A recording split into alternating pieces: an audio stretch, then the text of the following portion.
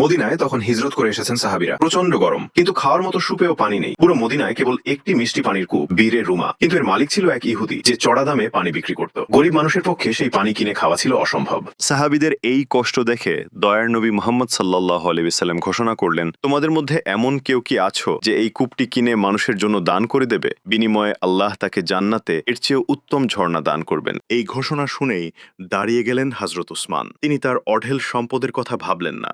তিনি সেই ইহুদির কাছে গিয়ে চড়া দামে প্রায় 20,000 দিরহাম খরচ করে পুরো কূপটি কিনে নিলেন। তিনি ঘোষণা করলেন, আজ থেকে এই কূপ সবার জন্য উন্মুক্ত। ধনী গরিব, মুসলিম অমুসলিম সবাই এখান থেকে বিনামূল্যে পানি নেবে। উসমান দুনিয়ার সম্পদ খরচ করে রাসূল সাল্লাল্লাহু আলাইহি ওয়াসাল্লামের দেওয়া জান্নাতের সুসংবাদটি কিনে নিলেন। বন্ধুরা, দুনিয়ার ধন সম্পদ একদিন শেষ হয়ে যাবে, কিন্তু আল্লাহর রাস্তায় করা দান আমাদের জান্নাতের পথে এগিয়ে নিয়ে যাবে। আজকের দিনে আমাদের কাছেও সুযোগ আছে অন্যের উপকার করে জান্নাত লাভের। আমরা কি প্রস্তুত?